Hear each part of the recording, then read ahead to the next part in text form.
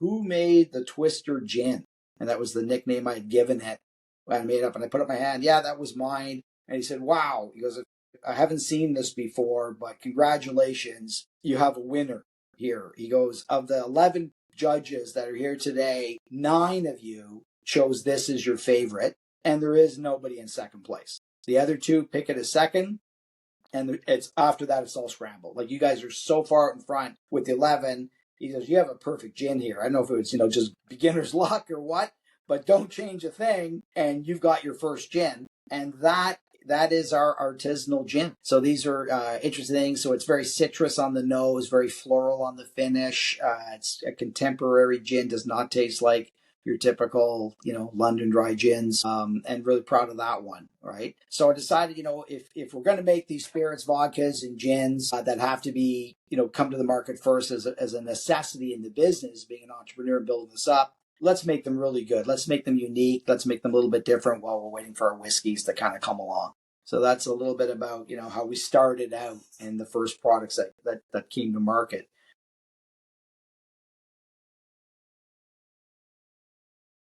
Hello, everybody, and welcome back to the podcast. Today we have Adrian from the Distilleries project. Adrian, go ahead and introduce yourself.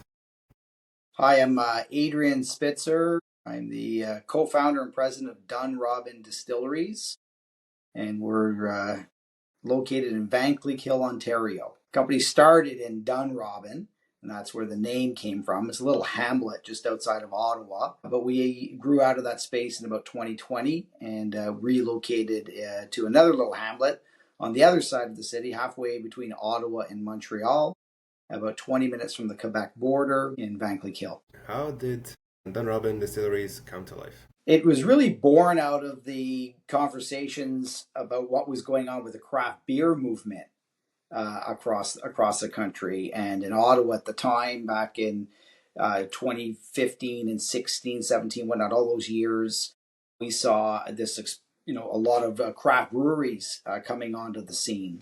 And we noticed that there was no distilleries in Ottawa, with a population of about 1 million people. Didn't really have a distillery around to speak of. So we thought that would be a great opportunity to start. I was with some friends on a fishing trip and just talking business and sitting around the campfire, drinking some whiskeys and catching some trout. And that's really where the initial conversation started. And came back from that fishing trip and just did a little bit of research behind it, and kind of thought, hey, that's really interesting. I think the city could probably use a craft distillery around here.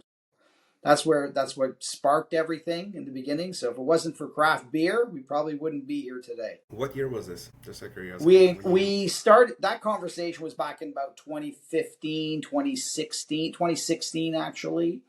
And then we did about 2 years of research and development, whatnot. We incorporated in October in 2018. So about 2 years of research, and then another year after that before we brought our first product to market, which was vodka, actually. And it was the reason for that was we're big whiskey drinkers. And once you start studying and get into the business, if you want to become a distillery and you want to make really good whiskey, well, you better learn how to make vodka and gin, because you need those products out front first, because they can bring you the desperately needed cash flow to run the business while you're waiting for your whiskey to mature in barrels for 3 years, which is really, in Canada, that's a requirement to call it whiskey. It needs to be aged in wood for a few years. So we got into vodka right away and launched with a wheat-based vodka, winter wheat, and that was the first product that got accepted into the LCBO.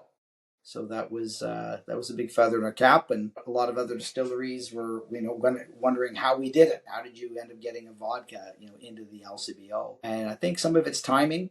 We just happened to be at the right place at the right time, and presented a product that there was a need, and that kind of opened the door for us to kind of start and give us confidence to kind of move forward. And then from vodka, we started getting into gins as well, because gins are very quick. You from start to finish. You can make gins in a few months, so you can get those to market fairly quickly. And then again, all the profits that would be coming from both the vodkas and the gins were just rolling back into whiskey production, which is really our passion to get going. And it's interesting enough, when we started into gin, I didn't like gin at all. I drank it as a kid and got, a lot of us have that story. We got ill on something that we drank too much of, and maybe as a young kid you got some alcohol poisoning, and you're never going to touch that again. And that stuck with me for decades. And then when we got into the distillery, I said in the very beginning, I'm not making gin. I don't like gin. And then we started looking at the numbers behind that from the business perspective and looked at it, and it's a huge segment unto itself. We said we can't ignore this. So I made the decision, well, if we're going to make gin, because there's a market demand for it, I'm going to make gin that I like to drink. So it's not going to be your classic gin, heavy juniper forward, kind of tastes like a medicine cabinet. To me, anyway, we wanted to do something different, so we made more of a contemporary gins. So they have juniper in them, which you have to have in order to call it gin. You have to have juniper, but it wasn't heavily juniper forward. Juniper was just one of the botanicals in the makeup of the recipe, of the formula, and we use it to complement other botanicals that were in there. So that's how we kind of got into the gin side of things. I ended up going to take a course in the States, in the Twin Cities, in Minneapolis at another distillery on gin production, how to make gin. During that course, they talked about theories and the do's and don'ts. And one of the things that was brought forward as a sort of like a best business practice in gin when you're just starting out was, to keep it really simple. Don't use more than, 5 to 7 botanicals in your makeup, and that would keep it simple. And then you could, repeatedly develop it and reproduce it and duplicate it as your company grows. So, in case it went. And when I started doing that I wasn't able to come up with something that I really liked. They just kept defaulting to gins that I didn't like. So I kind of broke away from that classroom thinking, and I went back to like my cooking skills. I love to cook. My whole family, we're all foodies, and we love to be in the kitchen. We love to be around the barbecue, working with spices and everything. Kind of take that same approach to making a lot of spirits, and especially gin. So I ended up making my own recipe up, and I had about 14 botanicals actually that I ended up with, and it was really more about, less is more. It's a little bit of this, a little bit of that. Things like cardamom and orange peel and lime peel, and using the zest from the skin rather than the juice inside of it. We started working with that, and I came up with a recipe. And then on the last day of this course, we played a little game. You got to come up with a name for your gin, and so give it a name. And then we did a blind taste test at the end, and there was about 11 different people. So everybody was tasting the gins and giving their thoughts on it and ranking them. Your favorite, second, and third place. And then the last day, we all kind of went through that. We all drank it with our lunch, and they went through the results. And I remember the instructor saying at the course, "Well, who made the Twister gin?" And that was the nickname I had given it. I made up, and I put up my hand. Yeah, that was mine. And he said, "Wow." He goes, "I haven't seen this before, but congratulations. You have a winner here." He goes, "Of the 11 judges that are here today, 9 of you chose this as your favorite, and there is nobody in second place. The other 2 pick it as second, and it's after that, it's all scrambled. Like, you guys are so far in front with the 11. He goes, "You have a perfect gin here. I don't know if it was, just beginner's luck or what, but don't change a thing, and you've got your first gin." And that is our artisanal gin. That's what we brought forward with it. And I did a couple of small little tweaks to it to refine it just a little bit further on my taste palette to my own liking. And it was really one thing I had in that recipe, peppercorns. And they were a little too spicy. I thought it was just the pepper was just a little too much. I wanted to back it off. So I started using less pepper, putting in less and less amounts of it, have sort of trace amounts of it, but I didn't like the sharpness of the peppercorn. So we replaced that with Cuba berry. And Cuba berry is like an ancestor to pepper that had been around. They used to use it quite often in the 1700s, and it was a milder flavor. And then when Africa started developing black pepper and peppercorn, it was much stronger, bolder flavor. It just took over, and that became what we know today. That's sitting on our tables in our salt and pepper shakers. And Cuba berry is kind of something of a bygone era, but it had the same kind of similar flavor profile, but it was less predominant. So when I switched those two ingredients out, that's exactly what I was looking for, and that's what's in the artisanal gin today. And then we've added another gin in that lineup called Earl Grey gin, made from bergamot, which you find in Earl Grey tea. Is the bergamot flower, so that is a predominant ingredient, botanical, along with lemon balm. We have that in there as well, with about a dozen other botanicals.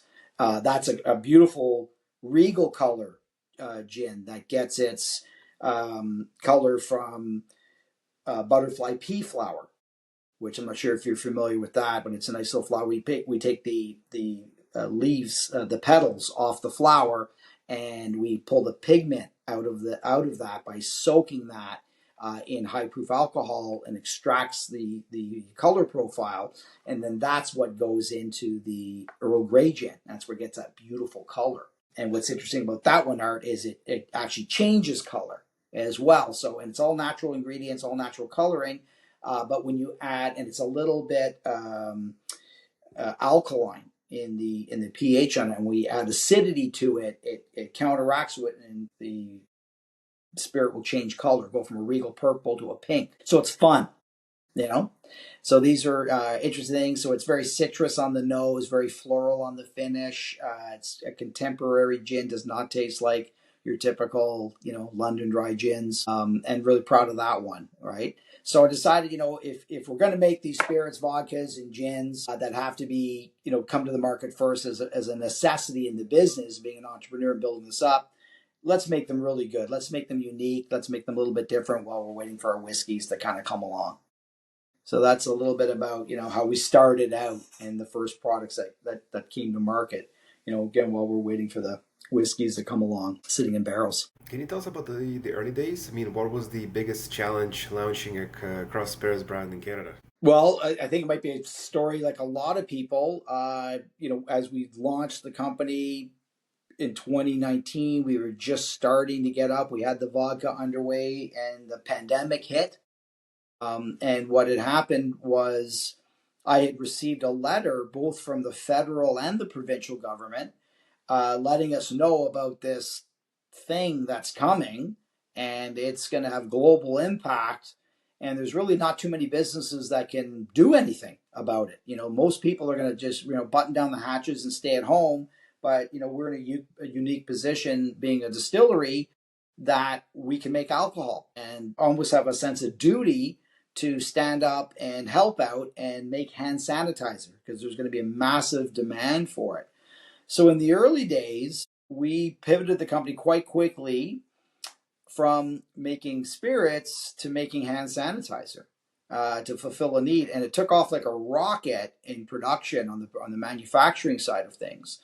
And we just could not keep up. I mean, the phone was ringing off the hook with everybody. We're like, what is going on here? This is back in February and March of 2020. So the company is very young. We're just getting started.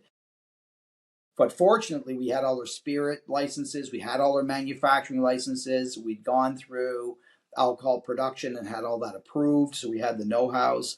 And I've known how to make alcohol for many, many years. So that was a huge pivot in the company, to the point that we grew out of the farm in Dunrobin extremely quickly. By April, end of March, early April 2020, we could not keep up. We had 16 people working out of a small little farmhouse. We converted a 3-car garage into our lab distillery here, and people were tripping over themselves. We just could not handle this. So we had reached out to friends of ours at Beau's Brewery, and we asked them, hey, what's going on with you guys? With this whole pandemic thing. And they were under a tremendous stress because, their business had gone from, to zero overnight. I mean, who would ever expect that, to lose your entire customer base overnight? So they were in a pinch themselves. So we got together, Matt, and we put a joint venture together in like a 1-hour conversation and a handshake. And we picked up and we moved a whole bunch of equipment to their facility. And that's what brought us to Van Cleek Hill. So we ended up moving to Van Cleek Hill because we needed loading docks and forklifts and, ceiling height and storage and all of the stuff that they had. So and just by chance, I had bought a new still that we had made in Amsterdam. And that still was just getting offloaded in the port in Montreal. So instead of having the port come to Dunrobin and set up, we diverted it to Van Cleek Hill instead. And the crate showed up there. We unpacked it. We had engineers show up, and we retooled everything in 6 weeks. We had engineers in there. We completely retooled the entire business, pivoted on a dime, and got a recipe from the World Health Organization, who basically said, listen, make this recipe. We're going to give you the recipe. Make the recipe, send it in. We're going to approve it. We're going to send it back. You're going to get your green light and get into production as fast as you can. And during that time frame, we had enough orders and POs to last a year in the time frame to get that approval, which was a couple of days. So we went very quickly to 24/7 production, around the clock, nonstop production around the clock. And also at time, what happened was with the brewery, with Bose, they had about 400,000 liters of beer with nowhere to go, because they had beer on tap at all the restaurants, and all the restaurants were closed. And beer has a shelf life on it. So here it is. It's going through the factory. It's loading up at the loading dock with all their kegs, just piling up to the ceiling, because there's no deliveries. There's nowhere for it to go. So what we did was we ended up sucking the alcohol out of the beer and turning that into the hand sanitizer. So they were able to divert it going down the drain. They got a credit from the government for doing so, and then we got free product to go in and turn that into hand sanitizer. So that's how we kick-started the whole thing. And then as we're doing that production, and it just kept swelling in the size of the demand, we ended up having to work with other distilleries and having them make alcohol and send us alcohol. So our still was going full tilt, 24 hours a day, 7 days, and then I contracted a bunch of other distilleries and buying alcohol off of them, sent it to us, and then we're taking that through the process as well. So that was really the early days, right? And it really threw us into the hot seat about figure this out, figure out lean manufacturing, figure out 24-hour production, figure out throughput. And it was really by doing, rather than sitting in the classroom and planning all this stuff. Like, you just got to get in there and do it. And the whole world, Canada to no exception, was kind of freaking out, right, with this whole pandemic thing. We're all watching the news. We're seeing what's going on in Italy and other countries where, it was really devastating, right? So that was that anxiousness helped fuel our adrenaline, to push and get this stuff done. So we had trucks on the road. We were doing deliveries every single day. We gave a big percentage to those who couldn't afford it. We hit all the hot spots that we would see, which would be a lot of like the shelters, the Shepherds of Good Hopes that were out there and whatnot.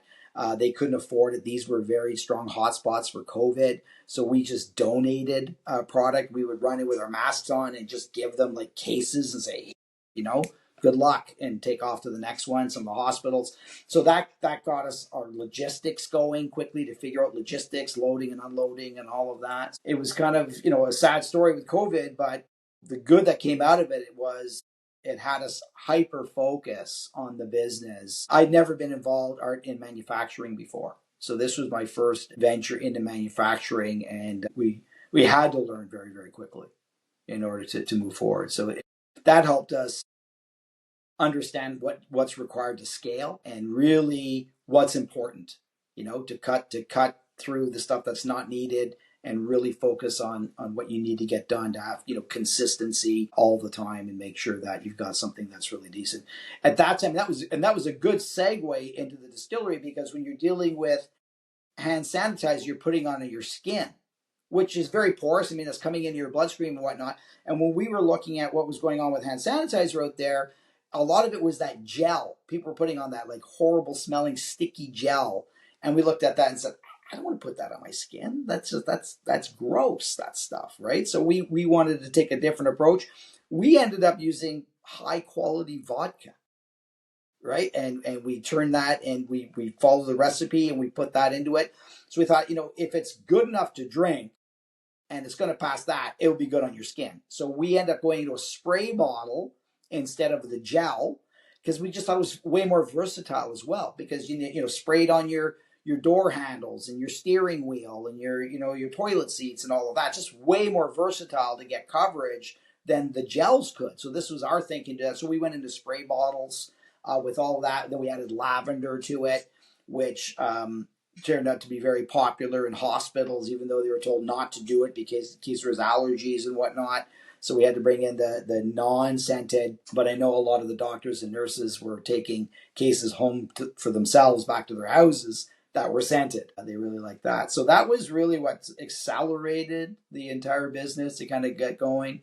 And then when it all kind of dried up and we realized that hand sanitizer wasn't a major tool to use to fight the pandemic, we were relieved to get back to making spirits, which is really where our passion lay and what we wanted to do.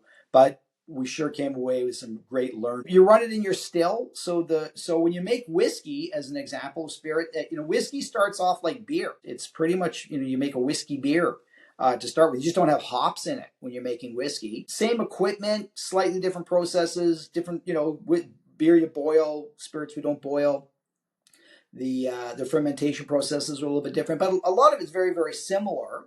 So when you had beer to start with, if you just take that back into that process of the mashing, and then you got through the fermentation process, we got to start from there as a low wine. And what we do is you put it into the still, and the still is like a big kettle, right? And if you think about at home, you're making a cup of tea, you boil the kettle. So first thing you do, you boil the kettle. And when the steam coming off, well, if it's water, the steam is coming off at 100 degrees Celsius. That's when the water boils. Interesting enough, with alcohol, the boiling point will vary. It depends on atmospheric pressure and your relevance to sea level. So it'll fluctuate. And where we are now at the distillery, our boiling point at alcohol it fluctuates around 76 to 78 degrees. Is where we start to get alcohol coming off of our stills. So we took the beer, we put it back in the stills, and there's about 5 to 9% alcohol that's sitting in that beer, and we would distill that off. We would steam that off, grab the alcohol, and concentrate it. We'd strip out all that alcohol, and then we put it all back into the still again and concentrate it some more. And then we would bring the alcohol content like way up to get as close as we could to pure alcohol. And then that was the base that we were using to go into the hand sanitizer. That's pretty cool. That's very cool. Yeah. So the next question is, how has the company evolved over the years, from product lines to your customer base? Yeah, it's evolved quite a bit. Product lines, we've really expanded now. We've partnered up with a company called Seven Seals Innovations out of Switzerland. They're wonderful people. We really adore working with them. They bring a lot of innovation to the table and business acumen that we really appreciate. And they have a product line. They're a whiskey company. We started our relationship off with them, looking for somebody to help them produce in Canada for their North American market. So when we originally launched our product line, we had as I was explaining earlier, our vodka and our gins, and then we launched a rye whiskey. And then after we met with Seven Seals in 2022, we were able to bring in the manufacturing for their product lines, which were a bunch of single malt whiskeys. They've got gorgeous single malt whiskeys. And when I tasted them all, I really, really enjoyed them. Hadn't heard of Swiss whiskey before, hadn't tasted any Swiss whiskeys, but it was really enjoyable. I do like my whiskeys from all around the world, and they take a backseat to nobody. Really nice stuff. So it was a bit exotic, and we were really interested in that. And they brought a lot of innovation to the table. So when they came to us, they were looking for somebody to kind of make their whiskeys using their innovation. And I fell in love with it. I just thought it was absolutely amazing. So we fast forwarded our relationship. They did their due diligence here. We went over there. We were just very like-minded, saw a lot of compliments, and a real win-win scenario long-term to work together. So that was a big caveat moving forward. So what kind of changed is, I think in our lineup now, there's 21 whiskeys that we produce of single malts and different types of blended whiskeys. Our latest product line I'll talk about in a bit is Beaver's Dram, which is really catching on. Canadian whiskey that we make in collaboration with them. It's the first product that we've actually collaborated on, and it's doing extremely well on the global market. Some of the milestones you're asking about was, I remember in 2023 we hit a milestone when we sold our first case of whiskey to a client. So we were primarily in the Ottawa area trying to expand a little bit, and we had sold a case of whiskey to a restaurant client in Ottawa, and we're like, wow, this is a big milestone, because up to then, give me one bottle of this, give me a bottle of your vodka, maybe a bottle of your whiskey, a couple little things, and that was really it. And then in 2023, they bought 6 bottles of whiskey from one. So that was a milestone for us. I remember that very well. And then in 2024, we sold our first pallet. We had one client buy like a whole pallet off of us, a mix of all of our products. And our product line had expanded then to include now not just bottled spirits, but canned spirits as well. So we have ready to drink cocktails in cans. We had like 4 different flavors. So it was a mix of canned stuff, and it was a mix of bitters. We make a line of bitters and all spirits. So they really liked what we had, and they kind of bought everything that we had. We sold an entire pallet. So that was another huge milestone for the company. Like, whoa, we just had somebody buy a pallet off of us. And then in 2025, we sold our first container. So we shipped a container to Japan as our first container. And that was 3 different whiskeys that we shipped to Costco in Japan. And that was our first major order there. We'd already been doing export business in other countries. Our first export market was Singapore. And they had a mix of primarily our whiskeys and our gins to start, and those relationships healthy and moving along, today. So that's kind of how the business has evolved quite a bit. But probably the biggest change in the evolution of us is in the process itself.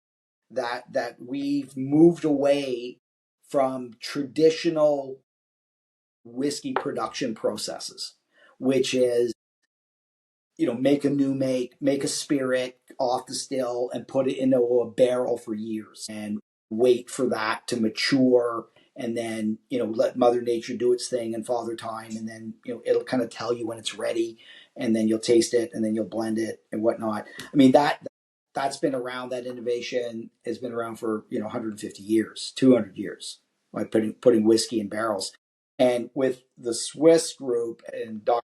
Dol Stockhausen, who kind of came up with the concept and really wanted to work with us to develop it with his methods, were to not use barrels, because there's a lot of inefficiencies with that. And so his thinking that we needed to develop, and it was already proven, really, it was already a thesis that needed to be proven, was you use wood chips instead of barrels, and we had way more control over it. We could control the vanillins and the tannins that we're able to get into our bottles in the end that we're drinking. We had a lot more control over the flavor profiles and whatnot. And that was really interesting. And as a business person, that's huge, because the barrel itself is super inefficient. You put whiskey into a barrel, it evaporates. It starts evaporating right away. A bunch of the alcohol gets absorbed into the barrel. You might use an ex-bourbon barrel that you bring in from the U.S., so it's imparting some of those flavors that are desirable. But then there's what they call angel share, which is pretty much evaporation. It's evaporation that is leaking through the barrels and going into the air. So it's interesting. I bring people for tours, and the romance of it is, what you're smelling is the angel share. That's what we're giving to the angels. But the reality is it's an inefficiency. And, it's lost profits is really what it is. It's all evaporating out and your barrel's shrinking. And the less there is in the barrel by the time it matures in 5 years, 10 years, 20 years, there's not much less in it, because every year more and more evaporates as it's getting smoother and more refined, tasting better. But in reality, at the same time, from the economic aspect of it, there's hardly any liquid in the barrel. It's rare, it's scarce. And so you have to charge a lot of money for that barrel. And that's why 18-year-old bottles of whiskey are so expensive, because when they harvest that barrel, maybe there's 200 liters to start, but maybe there's 30 liters in the end. So you need to net out what the value of that barrel has been. So the Stockhouse method doesn't have any of that. There is no evaporation. There is no angel share, whatnot, and all those things. There's environmental impacts as well that we really try to avoid. Like, we're really focused on sustainability. Where, it's very important to me to be gentle on the planet, gentle in everything we do, and the Stockhouse method addresses all of that. Really important. So it uses wood chips instead of the barrel. We infused wood chips with flavors, so sherry, We might bring in sherry wine from Spain and infuse that in the wood chips. That goes into the whiskey, that goes into a vacuum sealed chamber called a Speedmaster. And then it runs 24 hours a day, depending on what the recipe requirement is. And when it's all said and done, we pull it out, we filter it, and you've got complete control over the end result of a whiskey profile in a matter of weeks. You don't have to wait years and years or decades in order to do this. So what's really cool about that in the recipe development is you can find it very quickly. In no time at all, you can run through all your recipes and you don't like this and change it and refine and tune in and fine tune that flavor profile to exactly what you want and then go to market very, very quickly, which is remarkable. So any craft distillery out there looking to kind of start or they're young, I mean, this is a game changer. This is, gives you confidence that you can bring forward your flavors and all the complexities that you get in these really old, mature whiskeys, and we can compete. Otherwise, if you're a young company, how do you compete with a 100-year-old distillery who's got all that legacy behind them and all that inventory to pull from and whatnot? I mean, that's all stuff is amazing and it's fantastic. I mean, we're whiskey drinkers. We love all of that stuff, but it's not the only way. This is new innovation. These are new ways. So if you're a young distillery starting out, that's probably not the way to go. This is probably a better solution, to move forward. So this is where we use this innovation in all of our whiskey production now. I was so impressed with it when I tasted it. For us doing our due diligence, we took some of our favorite whiskeys and our favorite rums and we ran them through that process. And then we compared what we had before and after with the stockhouse method without, and every time it was better. We all just like, oh my gosh, this is just so much nicer. Now it's smoother, it's more complex, it's got maturities, it's got flavors that we didn't taste before that are coming through. It's like it was exciting. It was really exciting. So we knew we were onto something quick. And I'd seen this all before, Art. I'd been down through the US and seen people using wood chips and all sorts of crazy techniques, vibration and sonar and music, to try to shake the barrel or whatever, to try to impart, accelerated maturation and whatnot.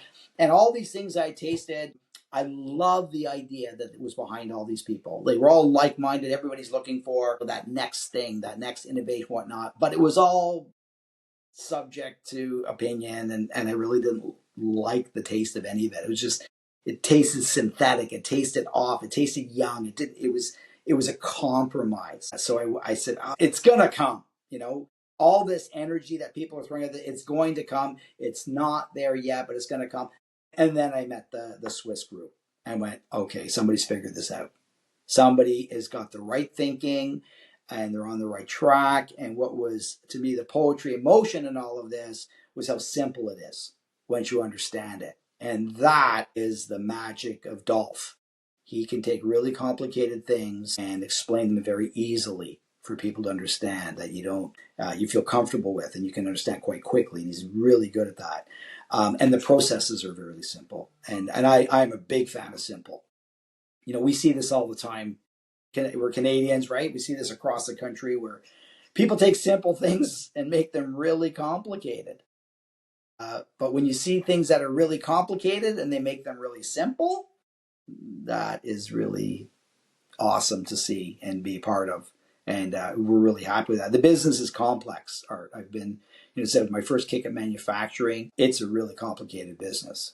With the tax structures and the moving targets and your cost of goods is changes depending on the channels that you sell into. It's really got a lot of complexity to that administrative side of it. So anything you can do in the business to simplify things is highly welcome. And this taking a major component of barrel inventory management and eliminating that is awesome. That's just awesome. And then you can focus on making good stuff. And at the end of the day, we just want to drink really good whiskey, So this allows us to kind of do that. Drink good whiskey made not over the course of 100 years with 80% waste. That's amazing. That's amazing.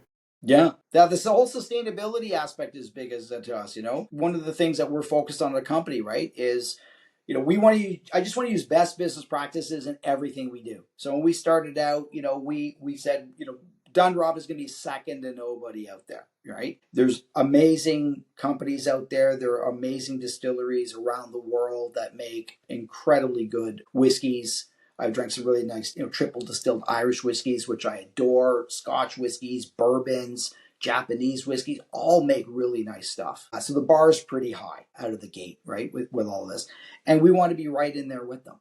Say, yeah, we're not going to take a backseat to any of this stuff. Our Canadian whiskeys are going to be as good as anything out there. And that's really where we started. We said the benchmark is at the top, and everything we do has to do that. So best business practices in everything we do. We're not taking a backseat to anything. And through that, we found that using organic ingredients for our recipe development initially was critical in the company's success. Because I honestly didn't know what quality looked like. We had ordered juniper berries and they were shipped to us. And I looked at the bag. I'm like, is this good juniper berries? I don't know. It doesn't look very good. And I'm not a big gin drinker to begin with, so I don't really know. So we started making it. And then we decided, what would be a comparable to that? So then we ran in late October, early November, we went into the forests around Ottawa and we wild harvested juniper berries. And we made gin with that. It was night and day. It was like, oh my gosh, this is so much better. And that what spurred us to get the farm certified organic and start growing our own botanicals so that we knew what quality looked like and what quality tastes like as that benchmark. It doesn't necessarily have to be organic, but those process doesn't have to be certified organic, but that back to basics, back to the grassroots of things was an important part for us. And, and if you think about yourself, let's say you're having a family over for dinner, some friends over, and you're having a dinner party, and you're going to put salad on the table. You might go to the farmer's market and buy all your ingredients, right? Your lettuce, your carrots, and all of that stuff, and you'll make the best salad, right? You don't have to do that. I mean, you could go to the grocery store and buy a bag of salad. I mean, and that's good, right? It's not the best. If you want the best, you go to the farmer's market or you grow it yourself, right? That's how you know you're going to get the best. And that's really the approach that we took. When we went to this, we said, let's grow our own and then let's work with farmers around us, whatnot, so we have a better understanding of what good quality is. And then when we buy from suppliers, we'll have a better understanding of what we're looking for and what we will accept and not accept. So that was a huge component, of that. Then when it came to the technology side of it, we ended up buying a still from Amsterdam because it just had innovation in it. It was computer driven. I could run it from my iPad. I could be at home. We need to troubleshoot. I could log into the still and we could see what's going on. We could make adjustments if we needed to. So if the distillers were there working and they needed some help, we're troubleshooting something, I don't have to, have truck roll wheels to go to the distillery to see that. I could be anywhere, log in and help. So that was really a helpful tool. And then the biggest change was in the entire innovation that we're underway now to use the stockhausen method to make the whiskey, to mature it, right? Doesn't age it, Art. And this is a lot of people want. They think that this is going to age the whiskey to a 15-year-old whiskey or 20. You can't. The age is its age. If it's 15 years, it's 15 years. But it can give you the maturity of a 15-year-old or an 18-year-old. We've all seen this with kids. You see like, oh my God, he's a 12-year-old kid. He's so mature for his age. He's got, he's 16. You're talking to an adult. He's so mature, right? But he's still just that kid. And that's what you can do with this process. You can mature it. So it has all those complexities and flavors and whatnot, which is really fun to play with. It's amazing. That's amazing. There's so much science, technology, and experience that goes into making good whiskey. There's a lot that goes into it. I think the number one most important aspect of it is paying attention. You have to pay attention to every single step.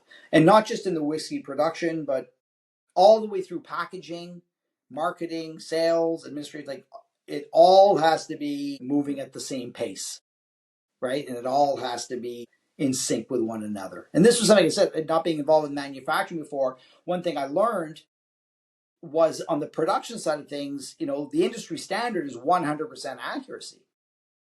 Like that's the benchmark. It's got to be perfect. Anything less than perfect is a flaw. And if you think about it, something as simple as you put the wrong sticker on the box, right? You're shipping out a case of whiskey and somebody puts a rum sticker on it, and out off it goes. Well, when it gets to its destination, they see, hey, I've received rum. I didn't order rum. I ordered whiskey. You've got a problem. Come pick it up, exchange the thing. And it creates an investigation, administration, and cost, and logistics, and all of this because somebody put the wrong sticker on the box. Wow, right? Incredible. Yeah. So everything has to be perfect. And that's lining up with all your suppliers and making sure all the ingredients are coming in, all the supplies, your bottles and your labels and your caps and everything that you need to do this. And they all come in at different paces. Some things you can order, they're there the next day, 2 days. Other things are 5 months. So you have to organize all that. When am I going to run into this? Try to peg that and time it. So that is the hardest part of the business, is try to line up all your entire supply chain, which is a global supply chain, in order to meet your needs and try to peg that to your growth, right? And adjust for seasonality. That's the complexity of the job of running a distillery. That's a very good segue into the next set of questions. So, what are some parts of the business today that take up the most time or energy for you and your team? Yeah, there's kind of, if you break the company down, there's kind of two parts to the company, right? There's the manufacturing side of the company that needs to produce everything, and then there's the sales and marketing side of it. And those are the two, and they're kind of separate businesses onto themselves, both with a lot of demand on paying attention. They're both high energy that needs to happen in different capacities. Energy that you spend in the production side of things is physical. You're picking up heavy cases and you're moving things around. You're on your feet all day. You're moving that. So there's a physical demand on the production team to do that. And they have to sync and all work together. So there's a lot of energy that has to be spent there. So the production team, the production manager needs to make sure that they have all the supplies that are in there. You've got moving targets on costs as ingredient prices change all the time. So you need to be keeping a real keen, sharp eye on that to make sure that your margins are in line, your gross margins to be working with to run the operations itself, put the lights on and whatnot is a lot of energy being spent there. And then on the sales and marketing side of things, there's a whole team of people. We have management people, we have brand managers just to oversee the brand, making sure that the brand is being represented properly, that it's going out, consistently with the right messaging. And the littlest thing that could be off could take a while to find out and fine tune what that is. I'll give you an example of that, where it took us, we had a meeting this morning on the sales team. We're just going to get our heads wrapped around it. One of our products, one of our newest innovations is called the Silver Pickle, which is a dill-infused vodka designed for Caesars. Art, are you a Caesar drinker? Are you familiar with Caesars? Overall, pickle brine is amazing for hangovers. So some people preempt it by drinking it before they actually start drinking, which I find interesting. But for Caesars, that's a new concept, to be honest. Yeah. Yeah, well, it's interesting. Yeah, pickle brine in it is a popular thing. So this isn't a brine. This is actually a vodka. And we infuse it with fresh dill, fresh garlic scape rather, and a fresh cucumber, a bunch of pickling spices. That gets all infused into the vodka. And then that's balanced to Clamato juice, which we put in our Caesars. It really just elevates the Caesar. I'm a big Caesar drinker. My whole family is. My wife's family is. They all come over to the house and hey, Adrian, make us up some Caesars. And I'll find them in the kitchen making like a dozen Caesars, and then everybody wants a refill. So, I'm making 25 to 50 Caesars. And then, you got to put half the kitchen sink in it with the Worcester and the Tabasco and your salt the rim and all of this stuff. And I was like, whoa, there's got to be a better way than pulling out half the kitchens, the stuff out of the fridge every time to make it. So that was my inspiration on the Silver Pickle. I said, let's just put a bunch of stuff into the bottle and bring that forward. So we came up with this product. We went around to a bunch of friends of ours who own, bars and restaurants, and had the bartenders, the owners taste that. And the feedback was strong. This is not gimmicky. This is really elevates the drink and makes it a better product. So that's where we knew we have something that's going to stick and stay. But the issue was, and now it's in the LCBO. We're selling it. We're in numerous LCBOs across the province. But usage. So here we are thinking it, and when we have a time to explain it to the bartender and go through it and go through tasting panels, and they get it because they know what they're tasting and getting, it's extremely popular. But when you put it on a shelf all by itself, and you walk by as a consumer and you see, dill infused vodka, you don't know what the use case is. So we saw that even though there's a big take up on the know-how for those in the know, those that are not in the know walk right by it. So, the answer to that is, a little neck hanger that has to go over the bottle with case usage. Here, use it in Caesars and use it in dirty martinis and whatnot, right? And it sounds easy once you talk about it, but sometimes to find that needle in the haystack, like what is it, where are we off, isn't always obvious. Because there's so many aspects of the business that are going on. And when you find it and that's what we think it is. That's the dot. So that's that attention to detail on the sales and marketing side that we need to kind of put together, and a lot of feedback. I think logistics on exports is really cumbersome. Each country you go to has its own rules and regulations, and you really have to dive into the compliance that's going on in our country and their countries. And interpretation is a huge aspect. It's very clunky, to navigate through all of this. If that was more streamlined, that would be a huge help in order to move things along. On the logistics, there's all these different forms of transportation, from rolling trucks to last mile and trains and planes and ships and all of that. And you've got to, organize all of this.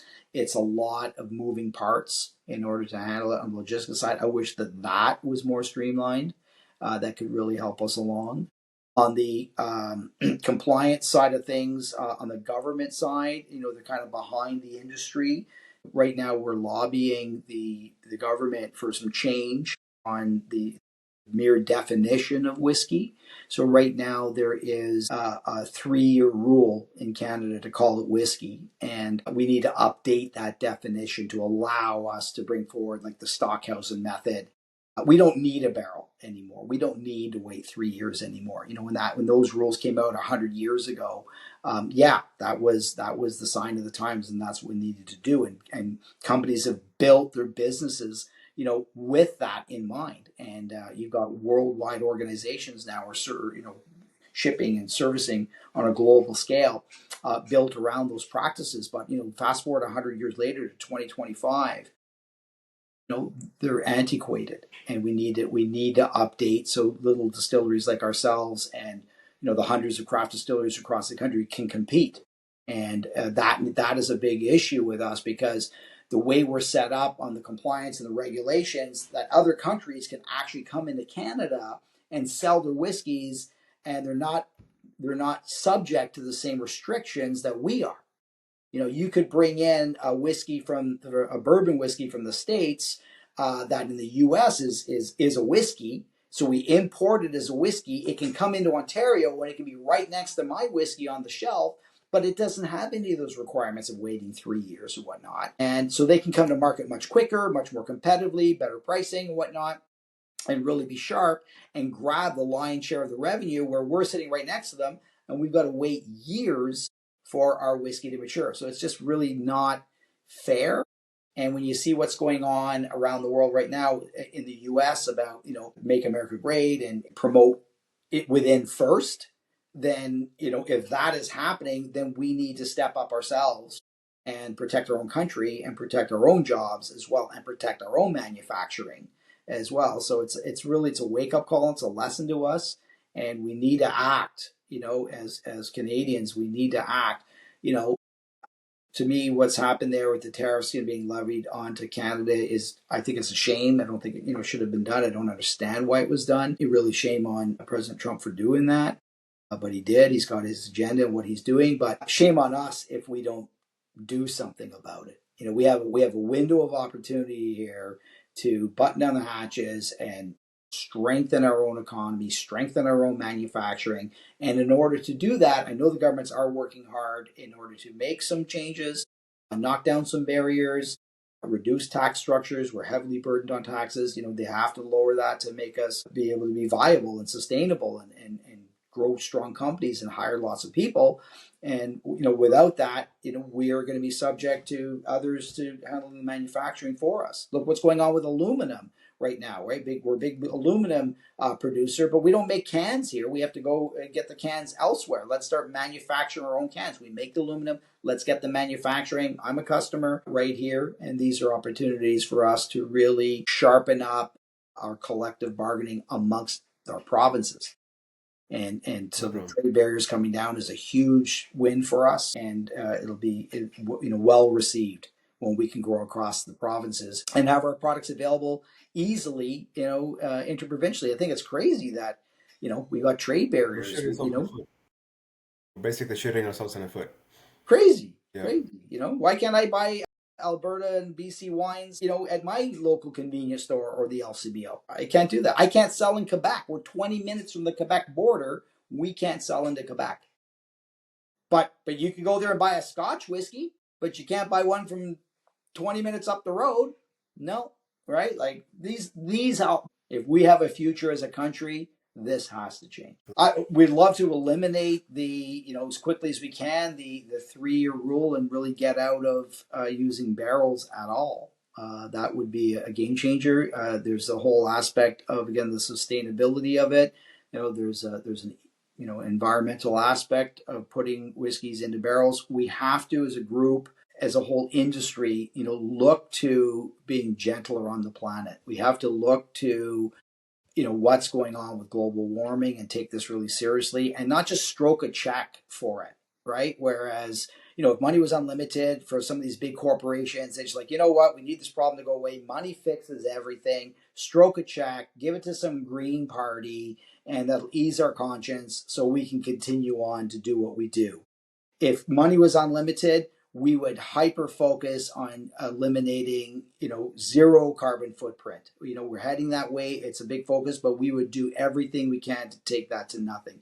We would be advancing all of our innovations to modern, green, clean energy. We would be using, organics in everything that we do. We would be, into vertical farming. We would be into a lot of other aspects here that, anything we could do to cut the damage that we're doing to our planet would be a hyper focus. I would really push hard, which we are doing. But if money was unlimited, that would all we would be doing. And I think that's a big part.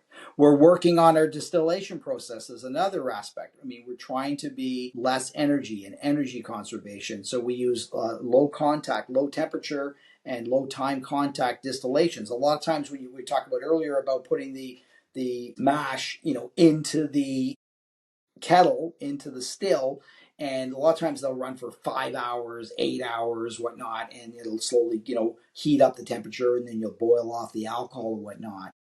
We're investing right now into innovation where our contact time of the distillate, coming through the entire process from, entering the still and coming out is under 10 minutes. Really efficient on time, gets rid of all the undesirable esters and flavors that you don't want. So really coming out with a clean, beautiful product as best we can immediately. So the new make coming off the still is actually drinkable. So you got really good stuff to begin with. And because of that, it doesn't need to go into a barrel for years and years and years because it's already fairly decent. We infuse the flavor profiles, through that other process, through that stockhousing method, and we're able to get a lot of complexities and whatnot. So I think we'd also, unlimited budget, we would constantly be producing new flavors and, broadening our horizons on what's possible out there. Up to now, think about everybody put whiskey really in American oak. That's the industry standard. French oak, American oak, primarily, sometimes Hungarian oak or whatnot. And then they'll take them out of there and they'll put them into other vessels to infuse some flavor. Maybe an old sherry cask. They'll take the whiskey out of that, put it into a sherry cask, get some of that sherry flavor from that barrel infused into it. Well, it might sit in there for 6 months or 18 months and whatnot. We can do that process in days. It takes a few days. We can infuse all of that and have so much more control. So just continual further development of this. It's really exciting. I think we have an opportunity here really to change the course of history. And that really hasn't happened for, 70 or 80 years since the continuous slow still. That was the biggest game changer that we've seen in the industry, that a lot of, producers are using. The big producers are using those because they can just produce like huge volumes of alcohol, and it's more automated on how that can go through. Since then, I think this is really the next wave. This is really, and in our time frame, that we're going to be able to see innovation move forward in a necessity to be gentler on the planet and to have a process that allows us to do the things that we need to do. That's powerful.